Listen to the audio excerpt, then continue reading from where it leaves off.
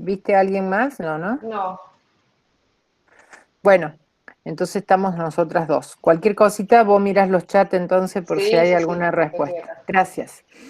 Bueno, en títulos de deuda, ustedes empezaron a ver con Alicia un poco cuál era la temática central de esta unidad. Y en esta unidad lo que tratamos de hacer es la aplicación de los conocimientos de matemática financiera a un instrumento que se llama títulos de deuda. Estos títulos de deuda, evidentemente, pueden ser emitidos por las empresas privadas o emitidos por los estados. Siempre son más relevantes o parecieran tener más presencia en los medios, ser más conocidos los bonos que habitualmente se llaman los bonos de la deuda, y sobre todo ahora que estamos en plena negociación de la deuda, en el canje de la deuda. Entonces lo que se analiza en realidad con esto es valores de esos instrumentos de deuda. El concepto original de una deuda es el mismo que ustedes tienen de la deuda cuando en el capítulo 5 empezábamos a ver sistemas de amortización. En esos sistemas de amortización, entre deudor y acreedor, se pactaban la manera en que se pagaban los intereses y la amortización de la deuda. Y acá pasa lo mismo, solo que aparece un elemento más a considerar en el análisis, que es el precio de la deuda.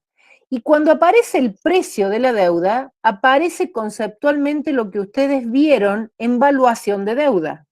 Vieron que en valuación de deuda en el capítulo 6, nosotros qué dijimos, si hay una tasa distinta a la originalmente pactada, el valor de la deuda, digamos, distribuidos o divididos en usufructo y no de propiedad, adquiere un valor distinto. Bueno, esta unidad en realidad junta los dos capítulos, junta lo que vimos en sistema de amortización con lo que vimos en valuación de deuda. ¿Por qué? Porque aparece un precio de mercado o una cotización que hace que yo esté pagando la deuda distinto a su valor técnico. Entonces, cuando uno ve que hay un precio distinto, está diciendo, bueno, si hay un precio distinto, hay una tasa distinta, que ahora la deuda esa rinde. Entonces, en definitiva, lo que esta unidad tiene es como que junta ambos conceptos que ustedes ya vieron, con lo cual no ven nada nuevo desde el punto de vista de las herramientas de la matemática financiera. Ahora, ¿qué vamos a ver nuevo? Algunos conceptos o modalidades de hablar sobre esta temática, y entonces uno cuando analiza empieza a aparecer este término paridad, este término tasa de rendimiento sobre la inversión, la tasa interna de rendimiento, que en definitiva es lo que nosotros usamos como herramienta TIR, y duración. La duración tiene que ver un poquito como parecido a lo que en proyecto de inversión le llamábamos el periodo de recupero. ¿Por qué? Porque la persona que va a comprar una deuda también es como que realiza una inversión. O sea que yo podría evaluar la compra de una deuda de un Estado o de una empresa como si fuera un proyecto de inversión. Entonces vuelve a ser la misma temática que teníamos hasta ahora. Una deuda originalmente emitida por un emisor que se convierte en deudor y alguien que la compra que se convierte en acreedor. El deudor le tiene que pagar al acreedor los intereses y la amortización de la deuda con algún sistema pactado. Luego esa deuda va al mercado y alguien que es el inversor dice, yo voy a evaluar esta deuda, y esa deuda la voy a evaluar y le pongo una tasa de evaluación distinta. Y entonces ahí aparece un precio o una cotización de mercado que para nosotros sería la evaluación de la deuda a ese valor de mercado nuevo. ¿Y cómo lo voy a evaluar? Y como un proyecto de inversión. Si yo soy inversor, estoy comprando un título y en realidad eso es un proyecto de inversión. ¿Y cómo evalúo un proyecto de inversión? Sacándole TIR, BAN y periodo de recupero. Bueno, acá lo vamos a evaluar calculando cuál es el precio o mirando en el mercado cuál es el precio para conocer cuál es la paridad, para conocer cuál es la TIR y para conocer cuál es la duración. ¿Por qué es importante estudiar la duración? La duración es importante porque supónganse que ustedes están analizando distintos títulos de deuda. Y entonces dice, voy a analizar uno de la provincia de Córdoba, uno de la provincia de Buenos Aires y uno de la provincia de Mendoza. Y uno me da el 5% de interés como tasa de rendimiento, el otro me da 9% y el otro me da 12%. Entonces, obviamente que le vamos a decir a ustedes, ¿cuál es el mejor? Y el que da 12. Claro, pero el que te da 5 tiene un plazo del bono que es de 3 años. El que te da 12 tiene un plazo de vida que es de 15 años. Entonces la tasa sola, la tasa de rendimiento sola, queda rengo el análisis, queda incompleto el análisis, porque además yo le tengo que decir cuál es el momento en que yo voy a poder terminar de recuperar esos flujos de fondo que el bono me promete. ¿Está claro? Entonces, eso es lo que vemos en esta unidad. Entonces, ¿qué tenemos que analizar de un bono? En general, 4 datos. La paridad, esta tasa de la inversión, que es una tasa financieramente mal calculada, incorrecta, pero se usa mucho y ustedes, como futuros profesionales de ciencias económicas, la tienen que conocer. Después la TIR, que ya la saben calcular, y la duración de este bono. Entonces, eso es lo que nosotros tenemos que revisar hoy. Paridad, ya vieron con Alicia el otro día, de que en realidad la paridad es una relación estática. Hoy me paro en un momento determinado y digo, ¿cuál es el valor efectivo versus el valor técnico que tiene este título? Y lo multiplico por 100. Entonces, esto no indica nada respecto a la rentabilidad que me da el título, simplemente es una relación. Che, mira, el valor técnico, ¿qué es el valor técnico de una deuda? El saldo de deuda. Nada más que el saldo de deuda puede estar dado o en el momento después de pagar la cuota, o 10 días después, o 15 días después. Generalmente un título de deuda que tiene pagos periódicos de intereses, uno puede evaluar la deuda todos los días. Entonces, el valor técnico, ¿qué es? Es el valor residual más capitalizándolo o agregándole los intereses devengados. Y esos intereses devengados son devengados no cobrados. ¿Por qué? Porque todavía no llegó la fecha de pago o de cobro de esos intereses. Entonces, el valor técnico no es nada más ni nada menos que saldo de deuda.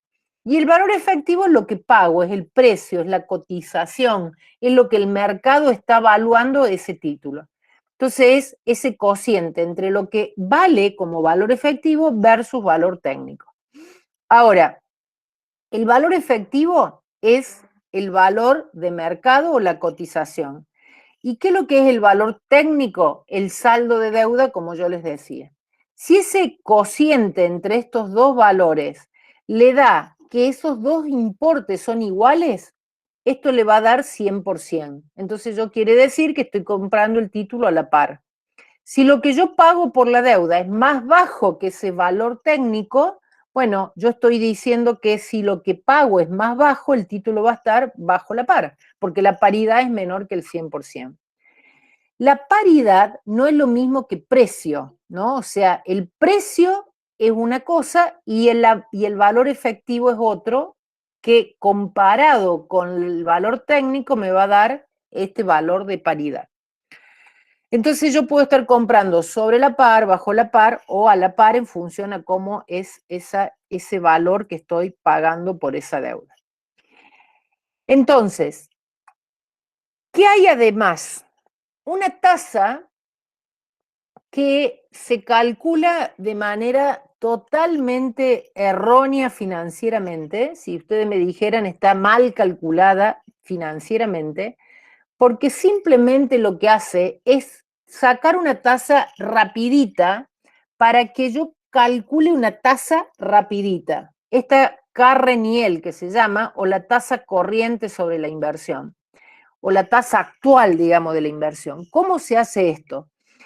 Se dice cuánto me paga anualmente de los cupones, pero cupones que si yo tengo 2 pagos de 5 pesos en el año, los sumo directamente y digo que en el año me paga 10, porque sumo simplemente los dos valores de los cupones.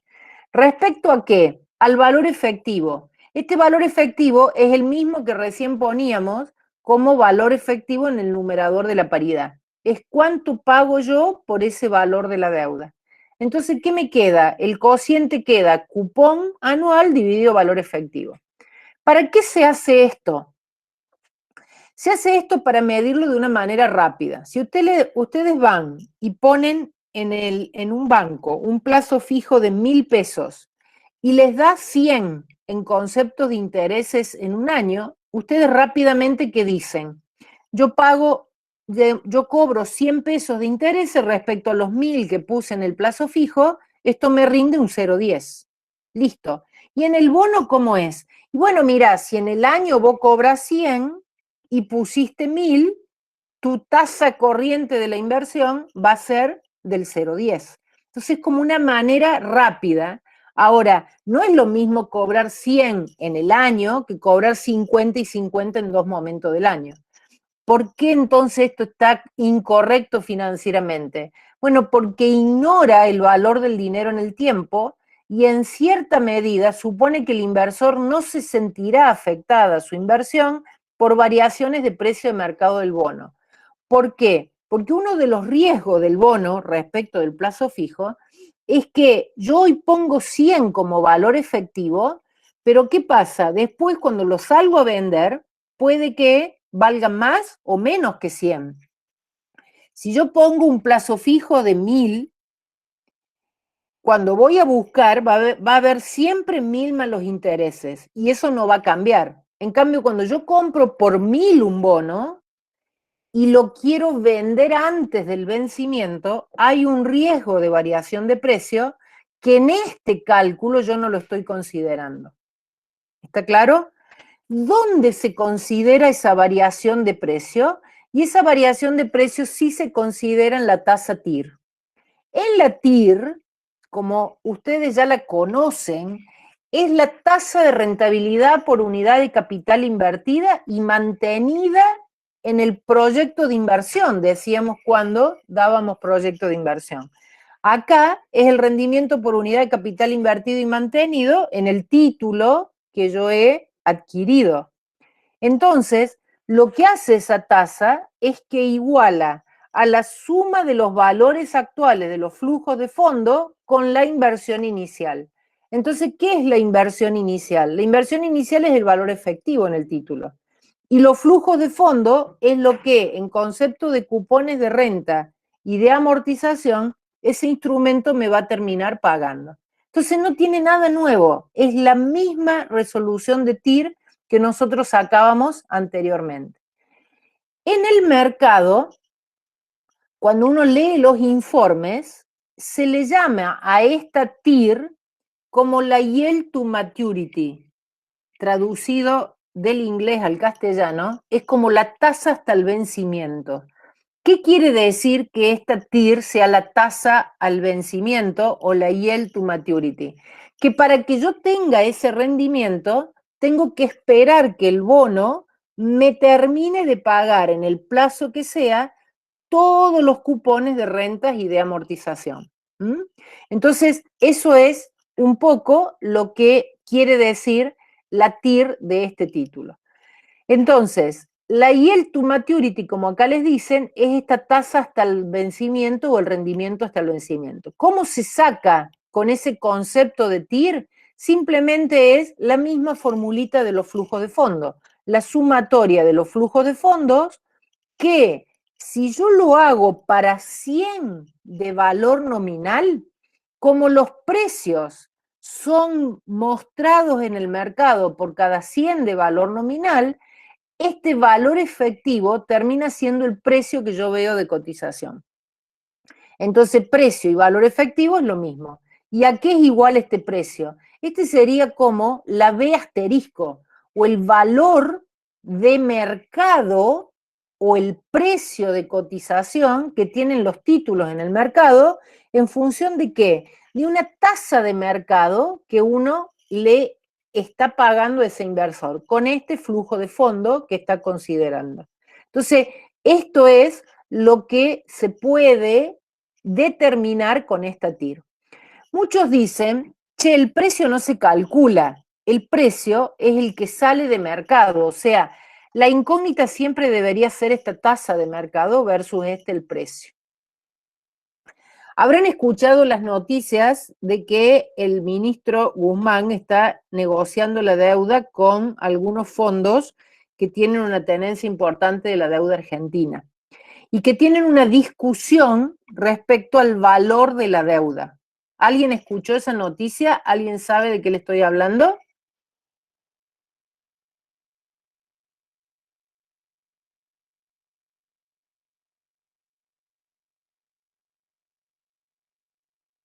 A ver, Ana Cecilia, pero no la entiendo, dice Aldana. Bueno, hoy la vas a entender, Aldana. Ana Cecilia, ¿me querés contar qué escuchaste vos respecto a este tema de la deuda?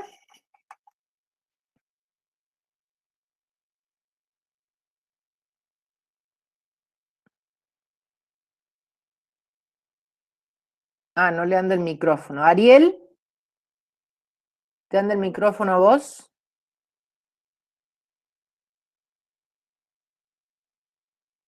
No le andan o lo apagan, no sé qué están haciendo. Ariel Rodríguez, ¿te anda el micrófono? Sí, profe, yo escuché que quería negociar algo sobre algún bono que tenía dentro de algún flujo. ¿Puede ser? Sí, algún bono es la deuda argentina.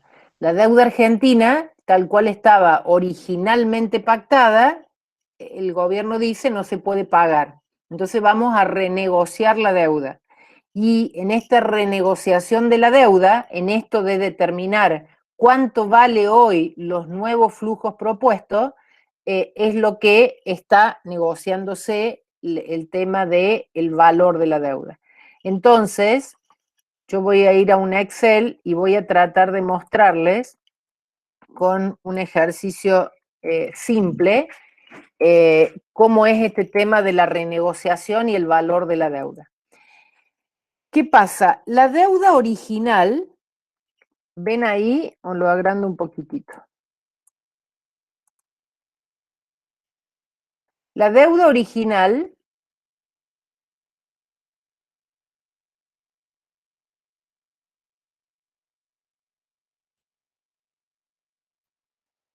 es de 100,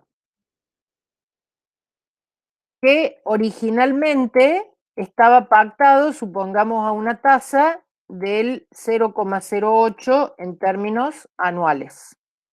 Entonces el gobierno dice, y por ejemplo vencía en el año, no sé, 2022. ¿Qué dice el gobierno? Esta deuda en el año 2022 y a esta tasa yo no te la voy a poder pagar. No tiene una sola deuda, sino que tenemos 21 títulos, digamos 13 títulos distintos con distintos vencimientos. Ahí al año 2020 vencían algunos, al año 2021 teníamos otro, 2022, o sea, tenía una ristra de 13 de legislación extranjera y tenemos unos 20 y pico de legislación nacional como bonos de la legislación. Entonces el gobierno viene y dice, mira, esta deuda de 100 yo te la voy a canjear por una deuda que puede que tenga quita o que no tenga quita. Hasta ahora se está negociando para ver si sale sin quita. Supongamos que no nos quiten nada. Entonces, por cada 100 que yo te debo, te voy a dar otros 100. Pero estos otros 100 de deuda, ¿qué va a pasar? Supongamos que los emitamos el 15 de noviembre del 2020, emitamos este nuevo bono de 100. Yo te voy a pagar, le voy a hacer flujos anuales para que no sean complejos, pero yo te voy a pagar el 15 del 11 del 2021, cero de cupón, no te voy a pagar nada de interés. El 15 de diciembre o de noviembre del 2022 te voy a pagar una tasa del 1%, que si yo tengo 100 me va a dar $1. Supongamos que estos son moneda dólares, ¿no? moneda dólares.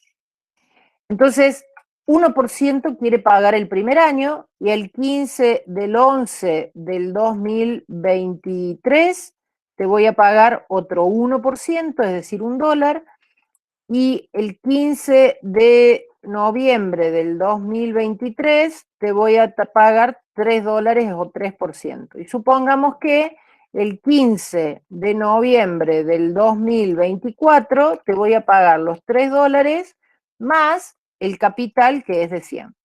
Esta es como la propuesta que el gobierno le ha hecho hoy a los tenedores de bono. Sin quita, pero la tasa del 8 baja a 0 el primer año, después te empiezo a pagar el 1, el 3 y después te devuelvo capital. Acá hay algunos que el capital lo va a amortizar en varias cuotas, o sea que es amortizable, y otros la tasa empieza siendo creciente, que le llaman step up, como que es una tasa que inicia con un valor y que después va creciendo, y esto es lo que te voy a pagar. Entonces, ¿qué pasa?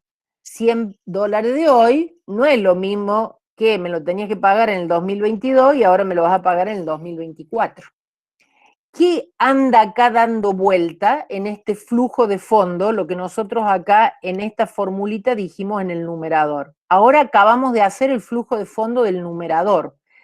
Entonces, ¿qué pasa? Yo le tengo que poner una tasa, que es lo que ahora en el mercado le llaman la exit yield. Exit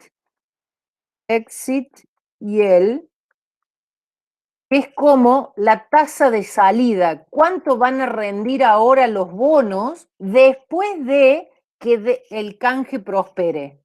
Si esa tasa en términos anuales está en torno, y eso es la discusión, del 0,08 en términos anuales, ¿cuánto vale esta deuda? Y si está más alta o si está más baja, ¿cuánto es el término de esta deuda? Entonces, ¿qué es lo que el mercado hoy está haciendo? Una evaluación de los flujos de fondo que el gobierno le propone a los tenedores de deuda para hacer el canje de la deuda. Entonces, ¿qué es lo que están haciendo acá? Buscando precio. Acá le vamos a poner un 0, pero este 0 es de momento en que yo voy a buscar el valor de la deuda. Y esta es la fecha de emisión del bono. ¿Cuánto vale hoy este flujo de fondo propuesto? Y entonces ahí lo que tenemos que hacer es buscar, ¿qué tendríamos que buscar ahí? Lo que buscábamos con valuación de deuda, que era precio, ¿no? Y el precio, ¿cómo lo buscamos? Con una fórmula de Van, no per, porque bueno, esto no es periódico, porque todos los años no tienen igual cantidad de días, entonces, bueno, podríamos usar el ban común si suponemos que todos los años tienen igual cantidad de días, pero generalmente esto va a ser flujos semestrales que no son todos iguales. Entonces acá le ponemos la tasa esta del 0,08 de valuación. Y después que le ponemos todos estos valores y le ponemos todas estas fechas. Y entonces, esto les da, ¿por qué les da un error acá? En valores, profe, le tomo 0 cuando armo la fórmula. Ah, muy astuto usted. Vamos de nuevo. Vamos Van no per. En la tasa le ponemos esto. En valores ponemos, y hay que incluir el 0, acuérdense. Y en las fechas ponemos estos flujos. Y ahí da el valor. Si la tasa fuera del 0,08, el precio o el valor de la deuda sería de $79. Pero ¿qué dicen en realidad? Che, hoy estamos en 2.500 puntos de riesgo país.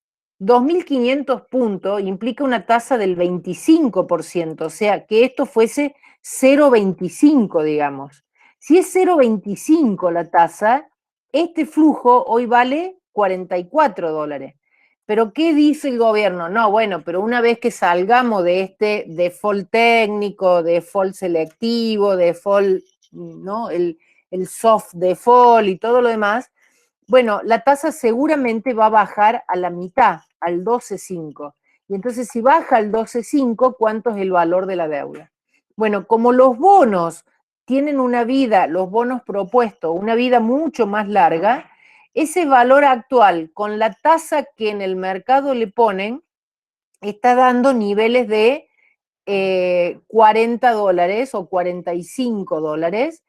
El gobierno ya ha propuesto en términos de valores actuales 50 y parece que los fondos quieren que este término de valores actuales sea de 55, ¿no? O sea, como valor de la deuda en términos de valores actuales. ¿Qué están haciendo ahí? Sacando precio en función de un flujo de fondos.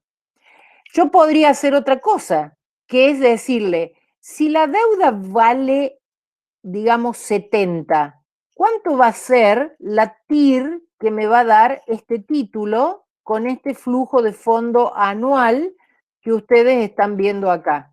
Bueno, si esto lo saqué con BAN y esto es el precio, o sea, volviendo a la formulita, lo que yo hice es, hice los flujos, le puse la tasa y saqué el precio. ¿Qué puedo hacer ahora al revés? Ponerle el precio y con los mismos flujos sacar la tasa. Entonces lo que yo estaría haciendo acá es simplemente buscar una TIR, insertando una fórmula que también vamos a usar siempre con títulos, la NOPER, le vamos a poner los valores, pero ahora incluimos el 70, y en la fecha ponemos la fecha incluida la de hoy.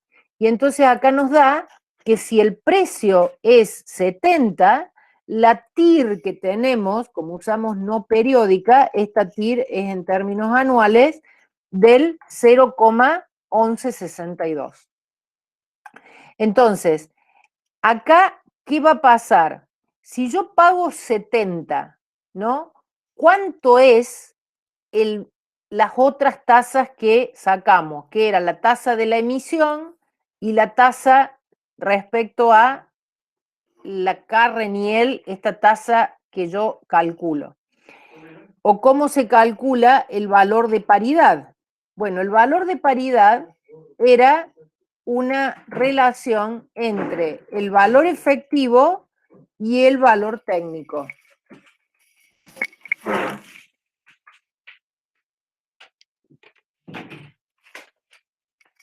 El valor efectivo es lo que yo estoy calculando que puede ser de 70 por cada 100. ¿Y el valor técnico qué sería? Valor técnico es el valor residual o el valor nominal capitalizado con los intereses devengados de este título con la tasa de la emisión. Esto siempre ustedes se confunden.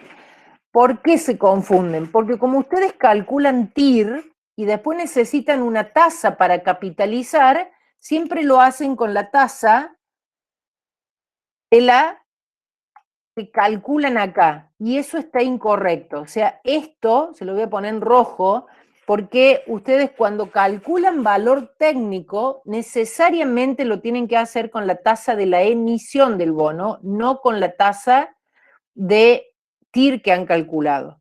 Entonces, si yo estoy en el momento de la emisión, no tengo intereses devengado porque estoy en el momento cero. Entonces, el valor técnico acá en el momento cero va a ser igual al valor nominal. O sea que es 100 el valor técnico al momento cero porque no tengo intereses devengados. Entonces, ¿cómo calcularía acá la paridad?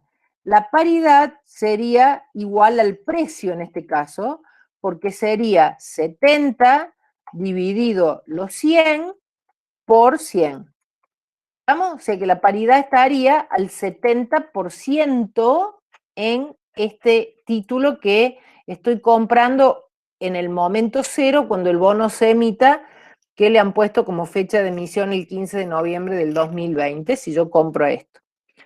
Ahora, Profe, sí, perdón, pero ahí se repiten dos. En un año puso la misma fecha, el 15 de diciembre de 2023. ¿No le modifican nada los resultados? sí. debería ser 24 y acá debería ser 25. Ahí está.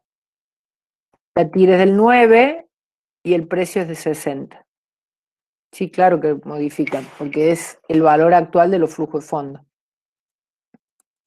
Gracias por la observación. Profe, Diga. y en términos económicos barra financieros, lo que estaría haciendo el ministro de Economía, ¿es bueno o malo?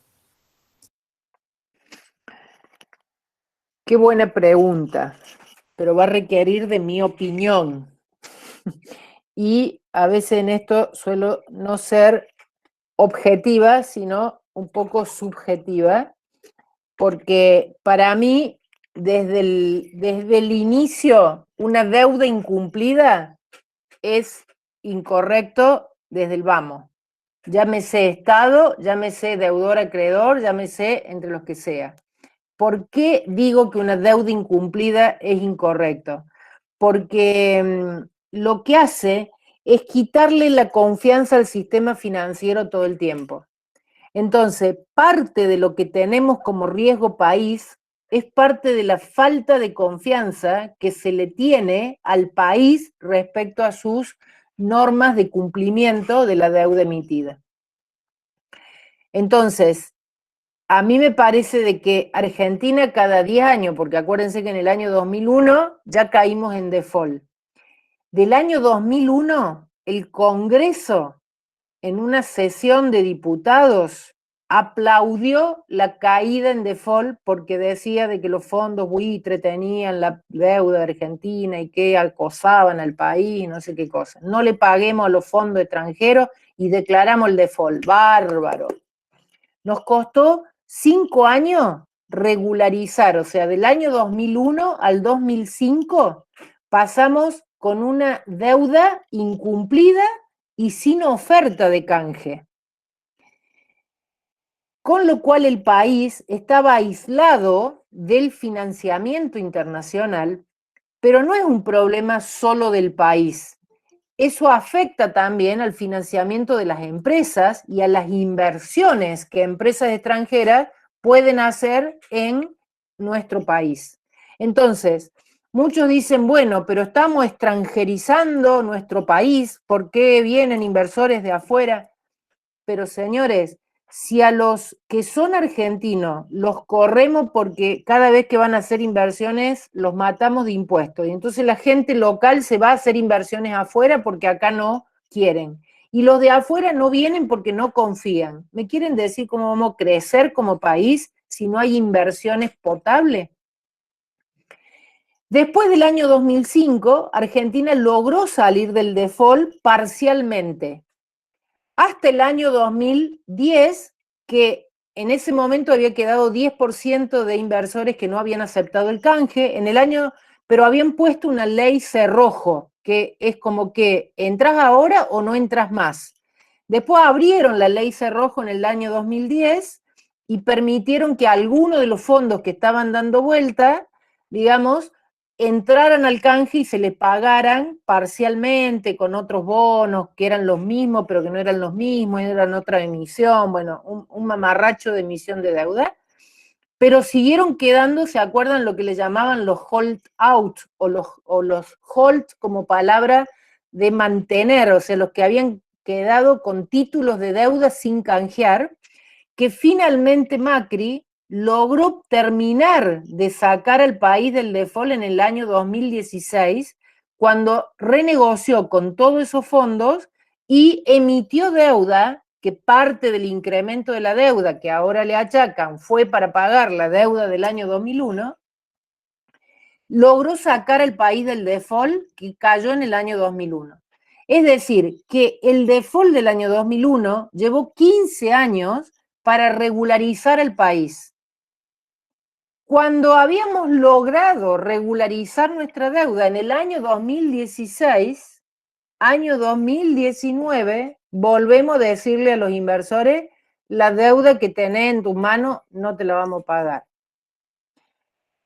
Con lo cual, ¿qué es bueno o qué veo de positivo respecto al año 2001?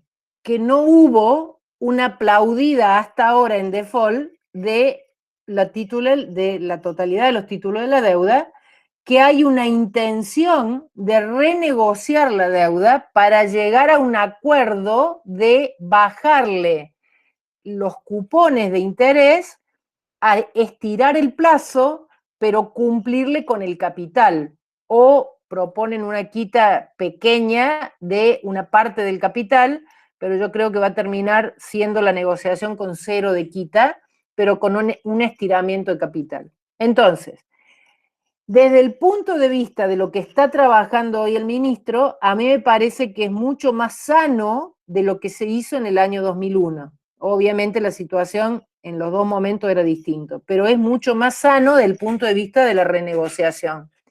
Desde el punto de vista conceptual, si después de salir del default, que duró 15 años en salir, pasamos 3 años y volvemos a caer con una renegociación de la deuda, a mí me parece que nos deberíamos plantear como país si el problema son los fondos buitre o si el problema son nuestros gobiernos que gastan más de lo que les ingresa y que siempre tenemos que vivir de prestado, de deudas que pedimos prestadas y que después no devolvemos y que después le echamos la culpa que el que nos compra la deuda es un fondo buitre. Entonces, a mí me parece que está bien lo que ahora hace el ministro por dos razones, porque si se la aceptan va a disminuir esta carga financiera. En principio le llaman ellos de que esta deuda sea sostenible, que sea sostenible quiere decir que Argentina, si le dan un respiro, va a poder pagar y no incumplir en el futuro, pero si seguimos gastando más de lo que nos ingresa, tenemos dos fuentes de financiamiento probables. O emitimos dinero sin respaldo del Banco Central o emitimos deuda. Si no nos presta nadie emitir dinero, y si emitimos dinero caemos en inflación, y si caemos en inflación la devaluación es inmediata. Entonces, ¿cuál es el problema básico que tiene la Argentina? Gasta más de lo que ingresa, que sería un problema de una casa, de una empresa o del Estado argentino. No sé si te contesté. Sí, profe, muchas gracias. Bueno, igualmente los títulos de deuda son de dos legislaciones, argentina y de legislación local, legislación extranjera. Lo de legislación extranjera es lo que se está negociando ahora y eso necesita como un acuerdo, porque si después caemos en juicio, que seguramente algunos van a hacer juicio a la Argentina, esos juicios van a ser de nuevo en los tribunales de Nueva York, de nuevo con abogados de allá, que yo digo, los estudios de abogado deben estar frotándose las manos y diciendo, a ver, ¿por qué no te buscas el archivo del año 2001? Vamos a hacer un control C, control V, vamos a pegar y vamos a demandar otra vez a la Argentina en los mismos términos. O sea, esto termina siendo un negocio de pocos y le cuesta mucho a la Argentina. O sea, incumplir, yo siempre digo que los caprichos, hablando de soberanía y que no pagamos porque nosotros defendemos el pueblo, es todo realmente un discurso que es popularmente aceptado, pero financieramente es una pérdida monstruosa y en términos de valor de la Argentina le quita valor a todas las actividades y a todas las empresas. No es solo un problema del Estado con la deuda. Cuando aumenta el riesgo país, caen los valores de todos los activos argentinos, de los terrenos, de los departamentos, de las empresas, de los valores de las empresas en la bolsa. O sea, cae el valor de Argentina. ¿Por qué? Por esta formulita. Todo es una cuestión de qué valen hoy las cosas y qué vale hoy todo lo que uno tiene. La capacidad de generar ingresos en el futuro, pero esa capacidad de generar ingresos en el futuro arma un flujo de fondo en el numerador. Pero cuando vos lo querés calcular a hoy, tenés que descontarlo con una tasa. Si esa tasa es alta, ¿qué va a pasar con el precio?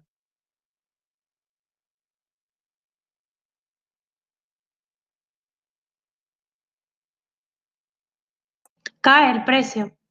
Claro, exactamente. El precio cae o es más bajo, digamos. Y entonces lo que pasa es que esta TIR está influida por este riesgo país. Entonces, si el riesgo país aumenta, esta tasa aumenta y estos flujos de fondos, por más que sean interesantes, que las empresas sean rentables y demás, cuando uno le pone acá en el denominador la parte de riesgo en la medición de la tasa, hace que, bueno, el precio sea menor. Entonces, Argentina vale menos, porque el riesgo país de Argentina es alto. Y se disminuyen inversiones, se disminuyen un montón de cosas.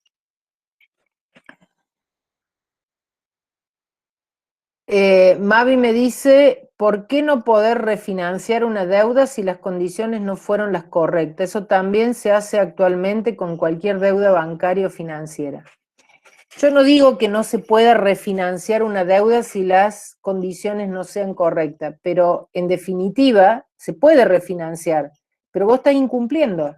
Y si vos incumplís como país, lo que estás haciendo es aumentando el riesgo de credibilidad del país y no afecta a un gobierno o a un presidente o a un, digamos, gobernador en sí mismo. Afecta a toda la Argentina. Y la Argentina se compone por empresa. Entonces, mientras algún dinero por el mundo anda dando vuelta y dice, ¿a dónde vamos a invertir? ¿Ustedes creen que Argentina está en el radar? Dicen, no, si Argentina no cumple, si Argentina no respeta la propiedad privada, esto que está pasando hoy con Vicentín. Si Argentina me va a cambiar las reglas y si no sé si lo que me dice hoy en 3 años me lo va a cumplir o no. ¿Cómo voy a poner capital allá? Y entonces esos capitales se van. Y los capitales nuestros de acá, muchos por protección, dice yo no los voy a invertir, los voy a guardar. Y el daño que le provocan a la Argentina es lo mismo que se lo lleven a la isla, cualquiera sea, en el exterior, las Bahamas o Estados Unidos, o que se lo guarden el colchón. Para la economía son dólares que salieron del sistema. Entonces yo veo que mucha gente critica si alguien giró dinero a Miami, o giró dinero a Uruguay, o si giró dinero a Paraguay. ¿Por qué? Porque en Paraguay compró un campo, o porque en Punta del Este se hizo su departamento, o porque compró inversión en Punta del Este. Pero le digo, ¿y vos qué hiciste? Lo sacaste del banco y lo guardaste el colchón. ¿Cuál es el daño en la economía? Es el mismo, porque en definitiva salieron del sistema. Entonces, yo no voy a hacer un juicio de valor sobre qué hace la gente con su dinero, porque obviamente cada uno quiere protegerse con lo que tiene o ganó o pudo ahorrar. El problema está que si Argentina no genera confianza, no vamos a generar valor en nuestro país. Entonces, cuando mucha gente dice, este país de, y empiezan a ponerle los calificativos, en realidad yo no digo este país es fantástico y es súper generoso y tiene un montón de oportunidades. El problema es que mientras no tengamos representantes desde el punto de vista de dirigencia, y no estoy hablando solo del gobierno, estoy hablando de todas las instituciones que dirigen a un país, porque si las instituciones fueran fuertes, los gobiernos no podrían hacer lo que quieren hacer, porque las instituciones lo que harían es realmente obligarle al gobierno que trabajen en bien del país, en bien de las empresas. Entonces, no es delito que las empresas ganen dinero. La única fuente de recurso de un país es la ganancia de las empresas. Es la única fuente. Si acá tuviéramos todas empresas que perdieran dinero, díganme quién paga impuestos, si todas pierden dinero. Entonces, ¿cómo van a repartir o cómo van a gastar los estados si no generan ingresos? Ahora, tienen que generar ingresos sostenibles y en el tiempo para que realmente después lo puedan gastar los gobiernos. Ahora, si cada vez que cobran impuestos, cobran sobre un capital, si después, ¿no? O sea, todo se va distorsionando y lamentablemente lo único que hacemos es perder valor. Perdemos capital humano porque mucha gente se va, perdemos capital porque mucha gente se la lleva de Argentina, no la deja invertida acá, o la guarda en el colchón. Como les digo, sacarla, guardarla en las cajas de seguridad, tiene el mismo efecto para la economía. Entonces, bueno, es difícil regular valor.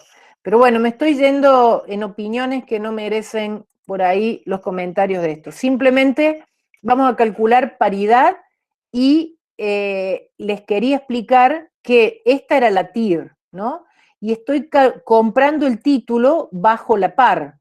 Y estoy queriendo calcular una Carreniel. Fíjense, la Carreniel, en este momento, ¿qué valor tendría la Carreniel? Y si yo voy a decirle, compra este bono por la renta que te va a dar, en estas condiciones el bono no va a tener renta en el próximo año. Entonces, si yo tuviera que calcular en este bono la Carreniel, en realidad sería 0 cupón sobre los 70 que vale. Evidentemente esta tasa me da 0. ¿Por qué? Porque no tiene cupón corriente. Entonces, alguna persona me dice, Chile dice, pero ¿qué van a valer esos bonos si no van a pagar nada de cupón o van a pagar muy poquito de cupón? Van a tener un valor, porque cuando aseguren un valor cierto, van a poner una TIR de mercado y van a determinar cuál es el precio del bono y ese bono va a tener un valor. Pero no va a tener un valor por la importancia de la renta, sino que va a tener un valor por la suma de los valores actuales de los flujos de fondo, que en principio no lo van a defaultear más y en principio lo van a pagar. Entonces, la deuda va a valer un determinado valor. Obviamente menos si los flujos de fondos son más pequeños. ¿Está claro? Pero vamos a hacer un flujo de fondo de una obligación negociable de Arcor para que tenga todos los valores y que yo les pueda calcular todos los valores. Una obligación negociable de Arcor. Pongamos que Arcor emitió una ON cuyo valor nominal es 100, que la tasa de la emisión sea del 0,07 como una TNA, y acá les cuento que estas TNA muchas veces tienen estas cuestiones de lo que nosotros decimos financieramente incorrecto. Generalmente estas TNA consideran el año de 360 y al mes de 30. ¿Por qué? Porque ellos lo que quieren decir de que si estos pagos son semestrales, yo lo que voy a hacer es pagarle la mitad de esta tasa y ya está. Entonces, todos los semestres te voy a pagar 0,035 por el cupón. Entonces, ¿está bien calculado esto? Y no, porque yo no puedo decir que todos los meses tienen 30 días y que los años tienen 360. Pero otra vez, ¿se acuerdan que cuando vimos métodos incorrectos en el capítulo 7, el primero que vimos fue la tasa nominal? Bueno, acá ven una parte de lo incorrecto de la tasa, porque me dan una tasa nominal anual, me dicen que la van a pagar semestralmente y me pagan la mitad, considerando el año esto, con lo cual esta tasa lo que termina siendo es una tasa simplemente a los fines de calcular el cupón, pero no es una tasa que yo pueda tomarla para el cálculo de nada, ni para decir nada más que calculo el cupón. Entonces, supongamos que las rentas me los pagan el 15 de octubre del año 2020, el 15 de abril del año 2021, y así sucesivamente. Le vamos a poner que tiene este bono, vamos a ponerle una fórmula que se llama fecha mes, y vamos a hacer que cada 6 meses sea esto más 6 meses, y le vamos a poner esto el formato. Entonces me queda 2021, 2022, vence el 15 de octubre del 2023, ¿no? Y hoy es la fecha de análisis del bono, hoy. Entonces, ¿qué se hace con un cuadro de amortización de deuda? ¿Vieron que Alicia les mostró el saldo de deuda igual que una deuda? Entonces uno dice saldo al inicio, saldo al final intereses, amortizaciones y cupón o flujo de fondo o cuota, como le llamábamos a la deuda, es todo lo mismo. El esquema es exactamente igual. Entonces, supongamos que yo tengo una deuda de 100 y que al final de esta deuda yo lo que voy a hacer es capitalizarla por uno más la tasa esta de la que me va a pagar semestralmente. Entonces le vamos a poner un F4 para que me quede fija la tasa. Entonces, ¿qué va a tener esta tasa? Y bueno, me va a generar intereses sobre esos 100 de capital, la amortización, supongamos que no la va a pagar ahora, y el flujo va a ser la amortización más los intereses. Definamos cómo me va a devolver Arcor o, no me acuerdo qué empresa habíamos usado, creo que es Arcor, que me va a devolver este capital que yo tengo acá.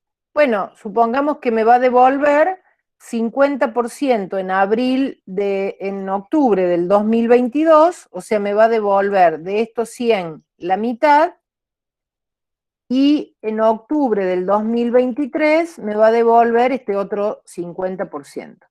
¿Qué es esto? Un sistema de amortización constante, cuota constante, ninguno de todos esos sistemas, pero es muy común esto, que las empresas emitan con pago de intereses semestrales y amortizaciones en los últimos años, porque lo que quieren es financiarse ahora a largo plazo. Es como la lógica del financiamiento de las obligaciones negociables. Pero yo puedo seguir y decir, ¿a qué va a ser igual este saldo al inicio al saldo al final menos los intereses? Y acá hago el clic, clic. ¿Se acuerdan que si yo hacía el sistema de amortización,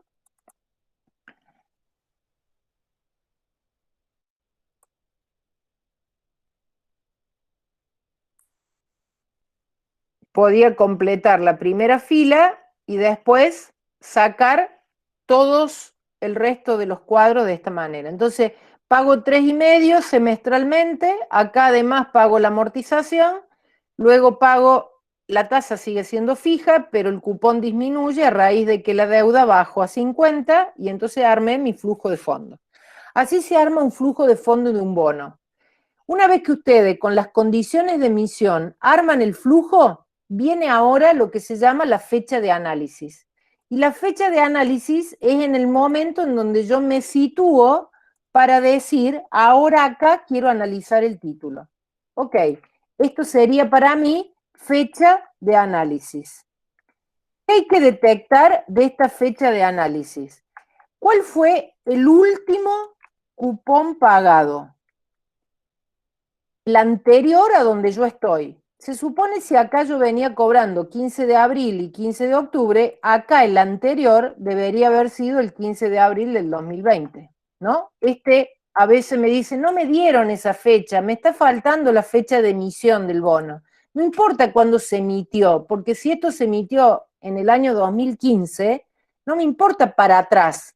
Sí me importa para sacar paridad el último pago que tuvo. Y si viene pagando todos los abril y todos los octubre, y estoy ahora en junio, se supone que en abril pagó. Y el próximo pago es el 15 de octubre del año 2021.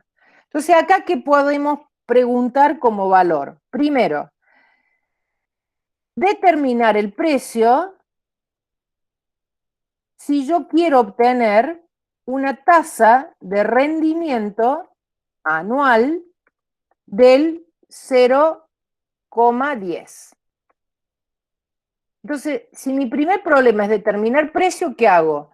Estoy ubicada acá y tengo que poner un cerito en donde quiero determinar el precio. ¿Con qué función buscarían el precio? Perfecto, BNA no PER. Perfecto. ¿Qué le digo? Yo quiero el 0,10 anual. ¿Cuáles son los valores que tengo acá? Los valores que tengo acá son todos estos. ¿Y qué fechas tengo acá? Son todas estas, inclusive la del día 16. Y ahí lo tengo, ¿no? Entonces, ¿qué precio me daría eso? 94,49.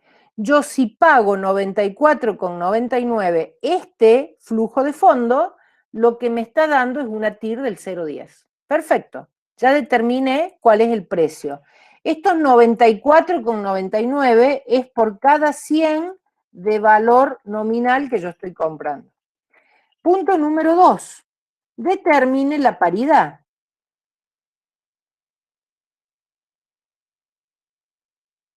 ¿Cómo calculo la paridad?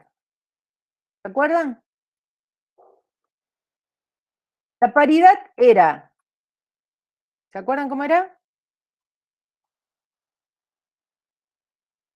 Valor efectivo sobre Muy valor bien. técnico. Valor efectivo es el que acabamos de calcular, 94,49. Para valor técnico, ¿qué tengo que calcular para valor técnico? Para valor técnico tengo que ver los intereses devengados no pagados. Entonces, ¿qué tengo que fijarme? Intereses del semestre o días del semestre, vamos a poner así, días del semestre y días transcurridos, porque yo lo que tengo que devengar es lo que hay desde el último pago hasta el día de hoy. El cupón de 3,5 me lo va a pagar por todo este semestre. O sea, desde el 15 de abril hasta el 15 de octubre yo tengo la cantidad de días que tiene este semestre. O sea que este semestre tiene en total 183 días. ¿Y cuántos son los días transcurridos? Tengo que ver desde hoy, que es la fecha de análisis, versus el último pago, que es el 15 de abril. Entonces ahí yo tengo los días transcurridos. Entonces, ¿cómo calculo valor técnico? Valor nominal es 100 por 1 más. ¿Qué tasa tengo que poner? La tasa con la cual me calculan estos cupones de 3,5. ¿Elevado a la cuánto? Elevado a la días transcurridos sobre días del semestre. Y ahí calculé mi valor técnico. Con lo cual, una vez que ya tengo mi valor técnico, la paridad en realidad es el cociente entre lo que yo pagué versus lo que técnicamente vale. Si lo queremos expresar en por ciento, esto es que estoy pagando el título el 93,40%. ¿Está claro? Entonces, si el título tiene una paridad o bajo la par, ¿cuánto es la tasa de emisión, cuánto es la tasa de rendimiento y cuánto es la Carreniel?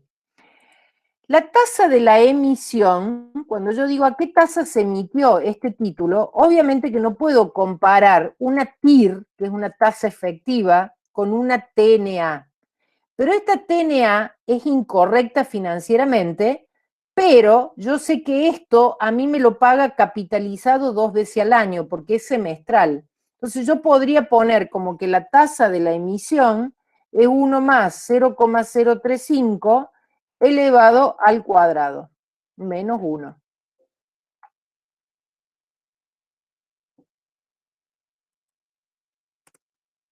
¿No? O sea que esa sería la tasa de la emisión. La Carreniel, ¿cómo se calcularía la Carreniel? El cupón anual, dice. ¿Cuánto cobro yo de cupón anual? La suma de 3,5 más 3,5. Es decir, que yo estoy cobrando 7 de cupón. Entonces, ¿qué haría? Más 7 dividido, ¿qué cosa? El valor efectivo. Cupón anual sobre valor efectivo. La Carreniel es del 7,40. Y la TIR es de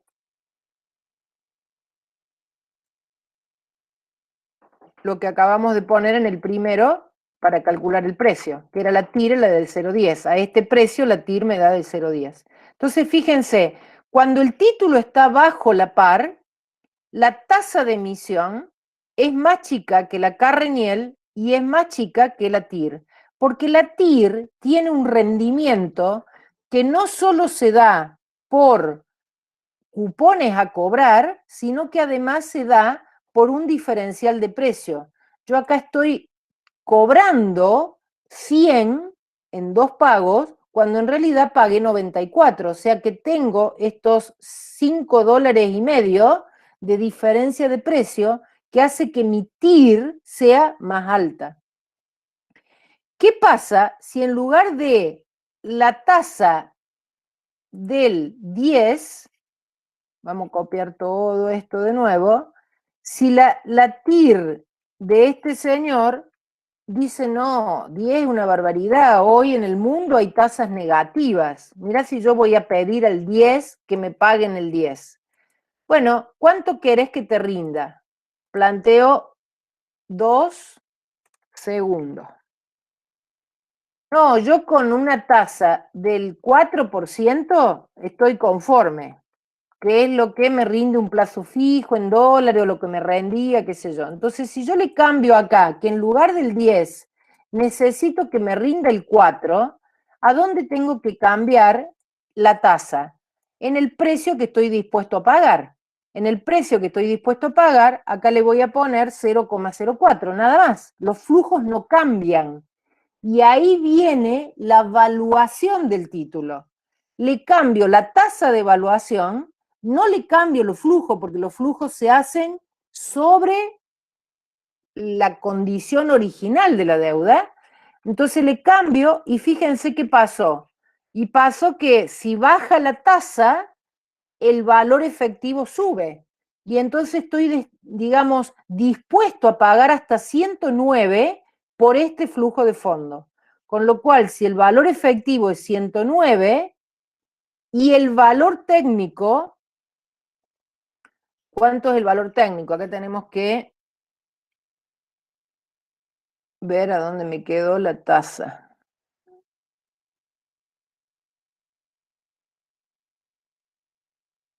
Acá.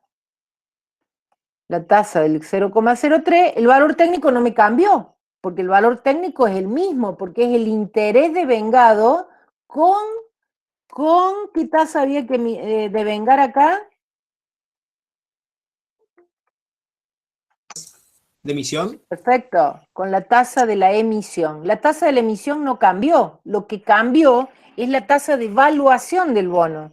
Entonces, con la tasa de la emisión, yo estoy teniendo el mismo resultado, el mismo valor técnico. Ahora, mismo valor técnico que no implica misma paridad. ¿Por qué no implica misma paridad? Porque el valor efectivo es más alto. Entonces, fíjense que acá esto me ha cambiado. Y fíjense cómo cambia este resultado que tenemos acá. La tasa de la emisión no cambió, sigue siendo la misma. Pero la Carreniel es ahora, ¿cómo es la Carreniel? Yo digo, voy a cobrar 7, pero sobre 109, que es mi valor efectivo. Entonces la Carreniel es más baja, es 6.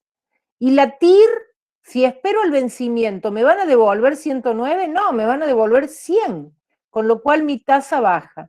Entonces, si yo compro un título bajo la par, la tasa de la emisión es más chica, la Carreniel es un poco más grande y la TIR es la mayor de todas.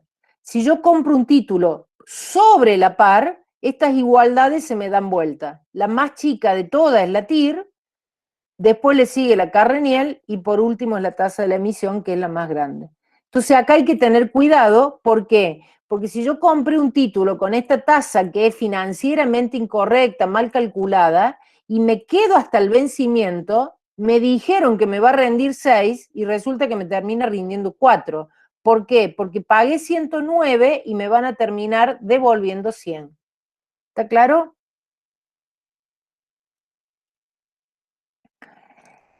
Este análisis de TIR, paridad y precio se completa con el análisis de la duración, que se los voy a explicar acá antes de irme a la fórmula del libro, porque después ustedes con la fórmula del libro se me asustan.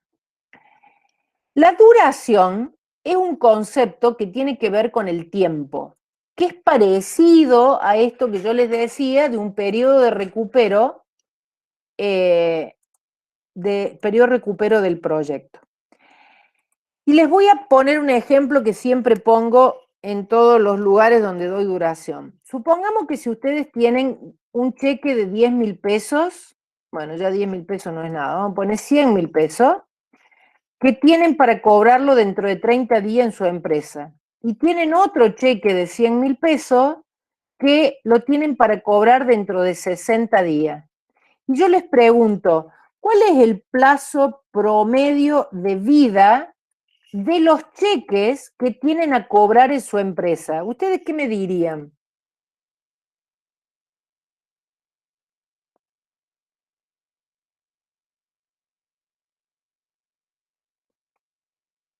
¿Qué tendrían que hacer? ¿Un promedio de qué tipo? La suma de los dos dividido 2. Muy bien, la suma de los dos dividido 2. O 90 dividido 2. Muy bien. El dividido 2 o por 2 es porque los dos son de igual valor. Ahora, si yo, o sea que el plazo promedio sería 45, está perfecto. ¿Por qué sería 45? Porque los dos son de igual importe. Ahora, si yo acá en lugar de 100 tengo uno de 50, ¿cómo lo sacan ahí? Porque ya no debería ser dividido 2, porque la influencia de este es distinta que este. ¿El plazo promedio debería ser menor que 45 o más que 45? Menor. Perfecto, Rodrigo. Y si yo tendría acá uno de 150, ¿el plazo promedio debería ser mayor o menor que 45?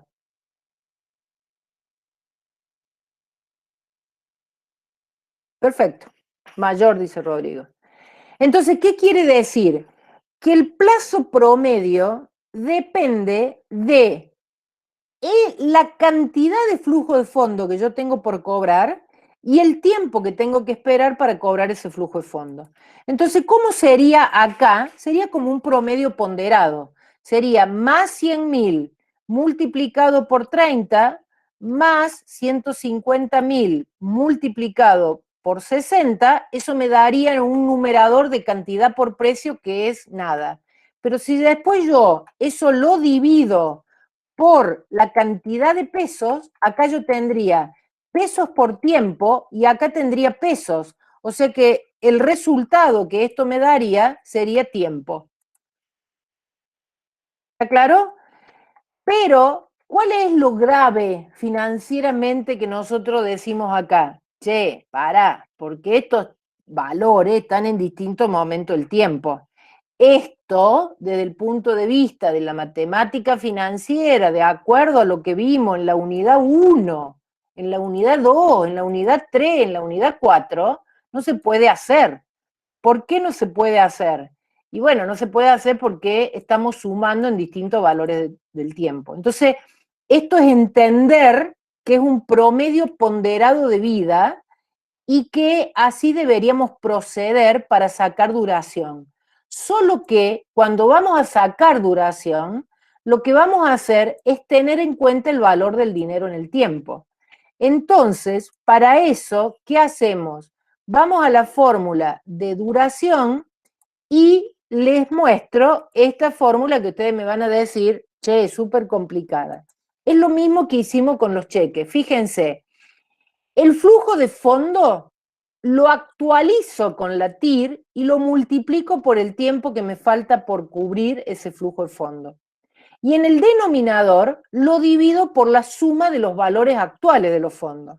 En lugar de hacer la simple suma de los cheques, hago la suma de los valores actuales de los cheques. Y acá, en lugar de cheque por tiempo, suma de los valores actuales de los cheques por tiempo. ¿Se entendió?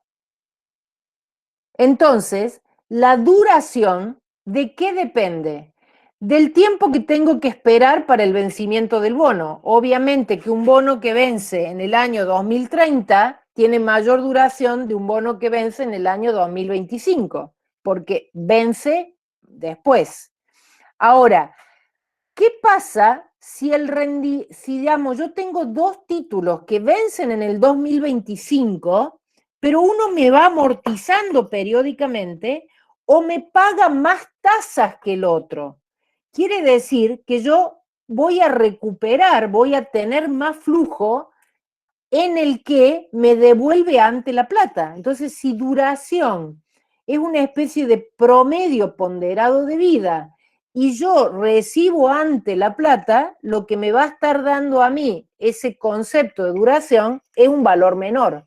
Entonces, dos títulos que tienen igual plazo, supongamos 2025, si tiene un cupón más alto o tiene amortizaciones, tienen igual plazo, pero la duración es menor, porque ese promedio de vida es menor.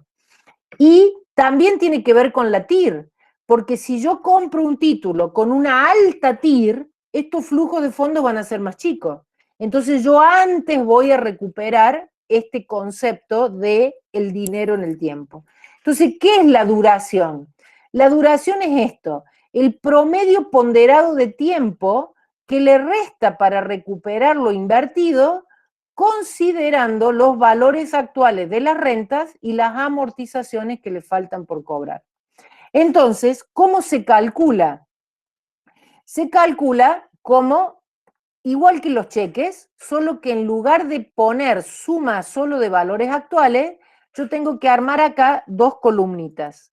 ¿Cuáles van a ser las columnitas? Tengo que poner el valor de S que tiene la fórmula. ¿Qué era el valor de S? ¿Cuántos días tengo que esperar para cobrar el flujo de fondo? ¿No? ¿Se acuerdan que en la formulita dice S? Yo tengo que tener S. En la otra columna tengo que tomar los valores actuales de los flujos de fondo con la TIR de la emisión. En la TIR de acuerdo al valor que compré. Y después multiplicar esos dos y dividir por la suma de los valores actuales de esos flujos de fondo. Entonces, ¿qué hago? Fíjense, S, ¿cómo cuento? ¿Cuántos días tengo que esperar para cobrar estos 3,50? Y bueno, tengo que esperar hasta el 15 de octubre, menos el día de hoy que estoy haciendo el análisis. Ese día de hoy lo voy a poner fijo para que después arrastre y me saque los días que tengo que esperar. Voy a tener que esperar 121 días, para el otro 300, para el otro 486. Todo esto son la cantidad de días que tengo que esperar para cobrar este flujo de fondo. Ahora acá voy a hacer los flujos de fondo actualizados. ¿Con qué los voy a actualizar? Los voy a actualizar con la TIR que estoy calculando. Puedo usar la TIR esta del 0,10 que usé primero o la TIR del 0,4, cualquiera de los dos. ¿Cómo tengo que hacer? El flujo dividido 1 más la TIR. Hagámosla con la del 0,10. Elevado a la ¿cuánto? Elevado a la días que tengo que esperar dividido 365 porque la del 0,10 era en términos anuales. Entonces tengo este valor actual de los flujos de fondo. Hago la suma de los valores actuales, todos los valores actuales, y fíjense qué me da la suma de los valores actuales de los flujos de fondo. La suma de los valores actuales de los flujos de fondo me da igual que ¿qué cosa? Que el precio que había calculado allá. Y esto no es magia.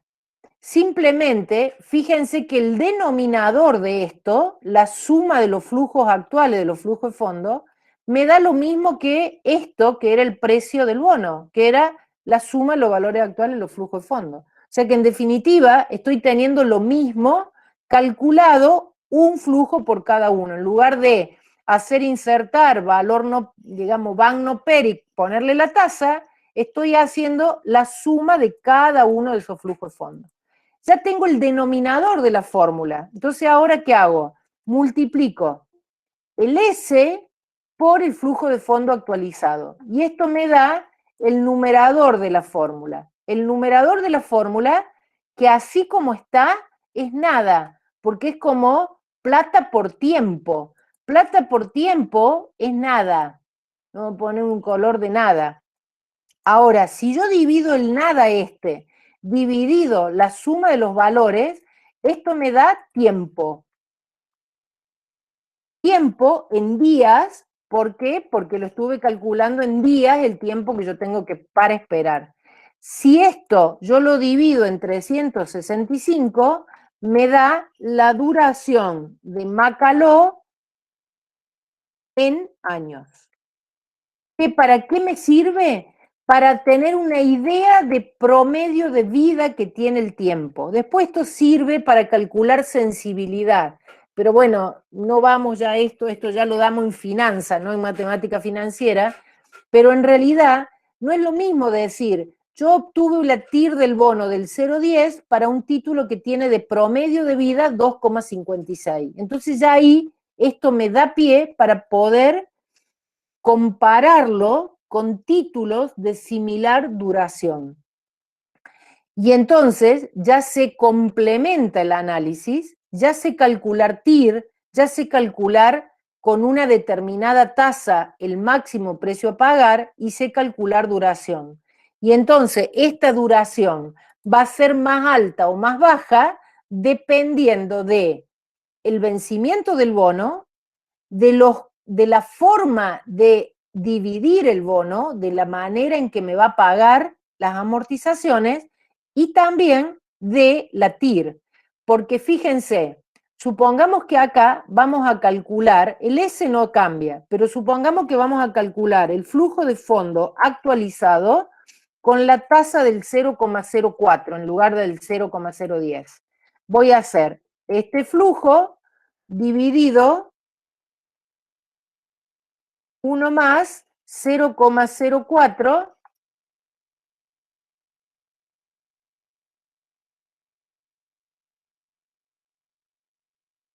¿Se cerró? ¿Alguien me está mirando la pantalla o no? Profe, yo la veo y la escucho bien. Perfecto. Entonces, 1,04 elevado a la ¿cuánto? A la 121 dividido 365. ¿Está claro?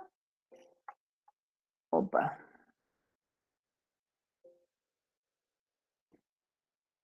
Me falta el paréntesis, error que cometen ustedes a menudo. Entonces, sumo estos valores actuales. ¿Qué hago con esta suma de los valores actuales? Fíjense que si yo lo sumo, me da lo mismo que el 109 con el 22 de antes, ¿no? Este 109 con 22. Yo verifico que esta suma de los valores actuales está bien.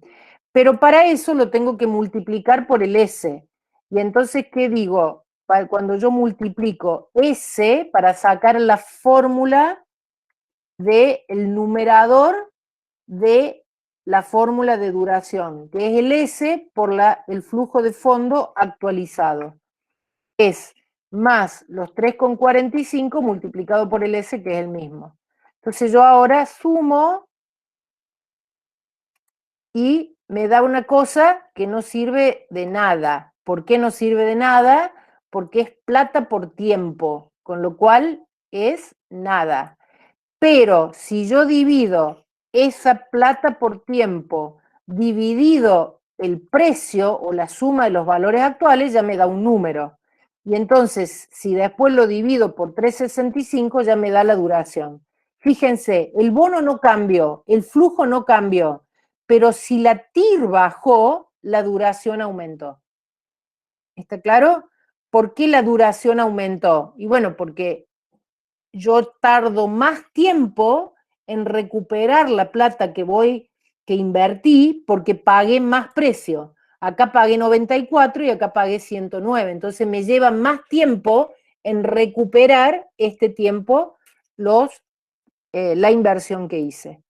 Se podría hacer el mismo ejercicio suponiendo que acá, en lugar de devolver todo acá, armar y decir voy a devolver todo acá al final, ¿no? Si devuelvo al final, entonces la duración también aumenta.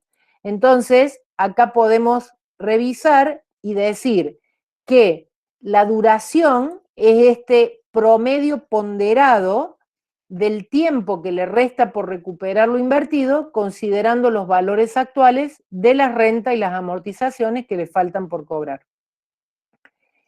Esta medida está estrechamente ligada al componente tiempo del bono y que la duración puede ser distinta del plazo, obviamente, porque el plazo es el momento en que vence el título. Y la duración es un tiempo promedio de que es como un promedio ponderado de el tiempo que me resta por cobrar cada flujo de fondo multiplicado por el flujo de fondo actualizado, dividido el flujo de fondo actualizado. Entonces, esta duración depende del plazo del vencimiento, de la tasa de interés de la emisión y de la TIR, del título, cómo me rinde, porque recién vimos que estas dos mantenían igual, pero si modificábamos esto, la duración cambiaba. ¿Está claro? ¿Alguien quiere hacer alguna consulta? ¿Alguien le quedó una duda de todo esto? ¿Con esto podríamos dar por terminada la unidad 9 o alguna duda les quedó?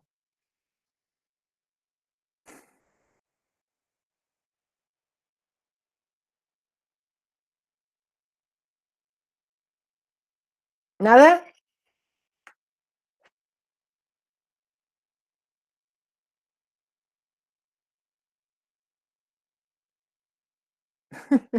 No entendieron nada. Aldana me dice que no, se reperdió. Bueno, Aldana, pero decime a dónde te perdiste, así te comento algo.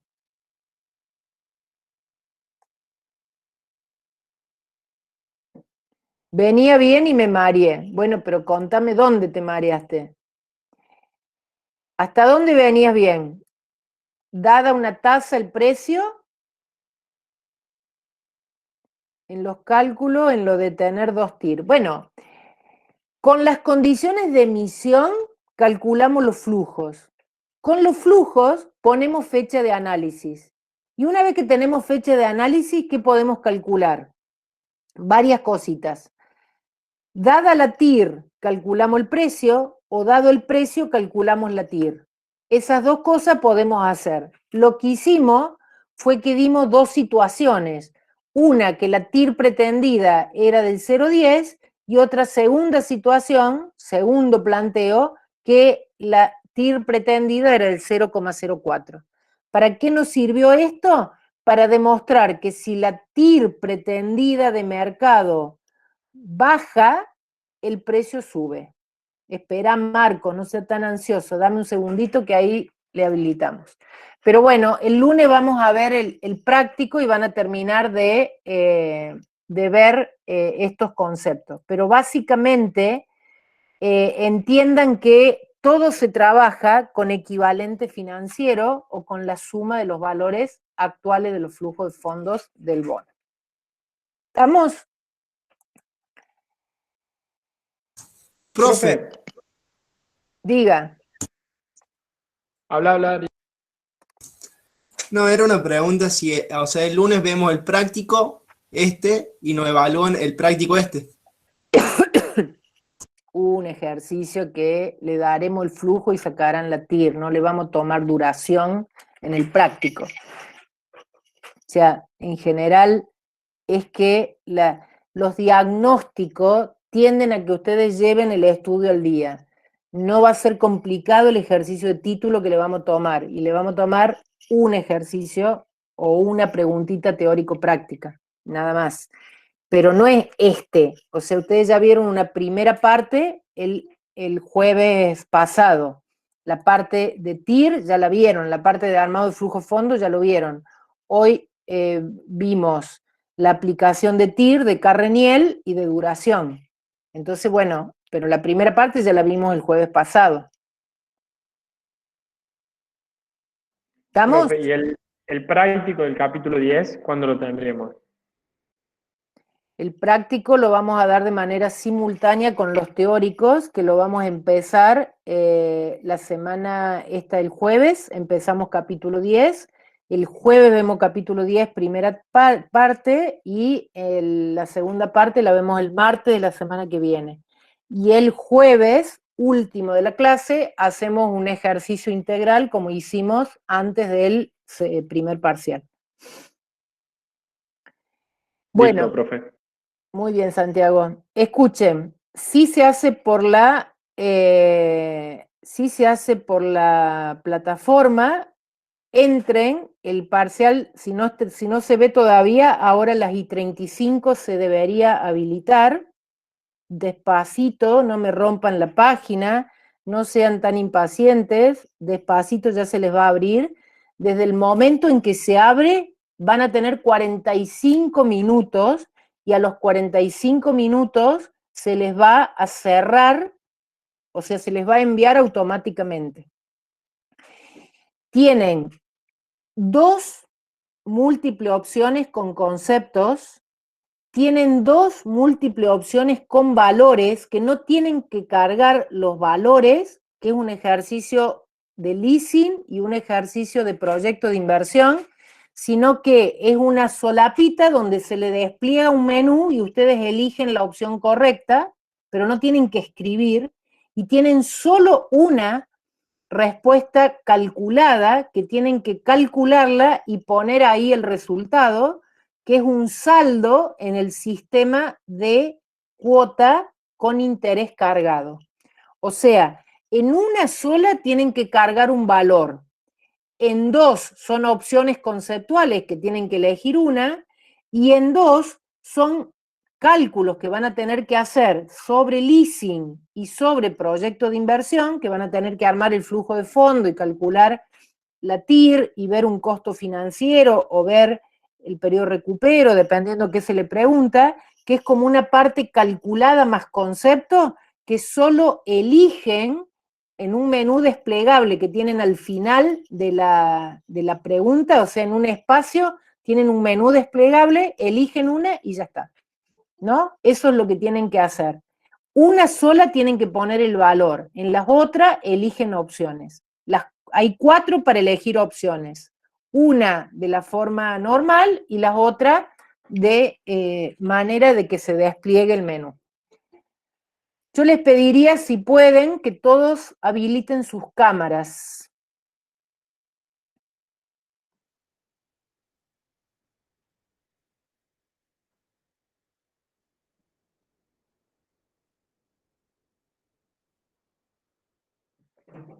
¿Ya pueden ingresar al parcial?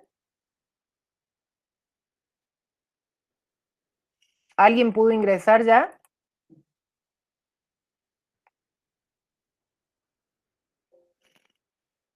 ¿No?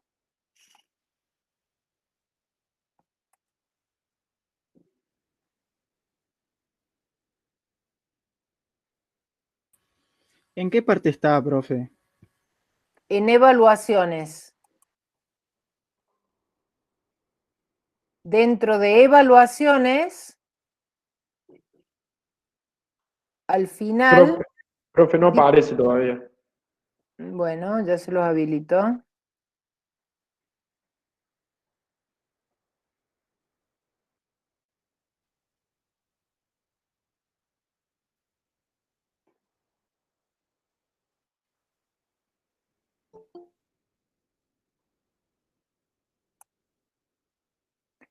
Ahí debería aparecer, al final dice 16 del 06-2020, tercer diagnóstico, alerta temprana de aprendizaje.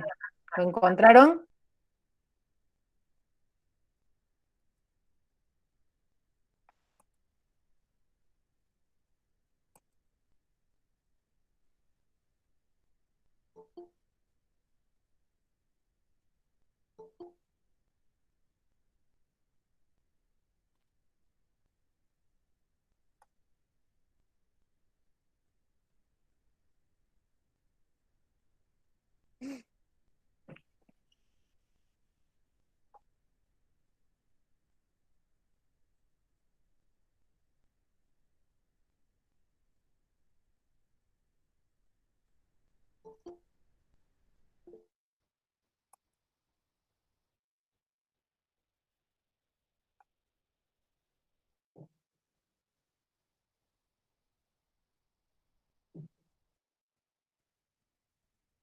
Mavi, salí y entrá, deberías encontrarlo.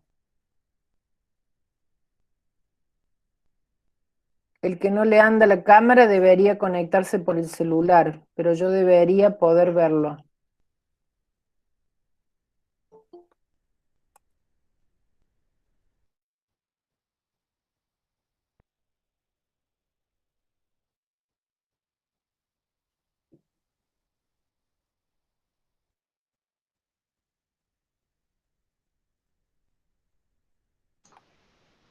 Leti, estamos grabando todavía. Ok.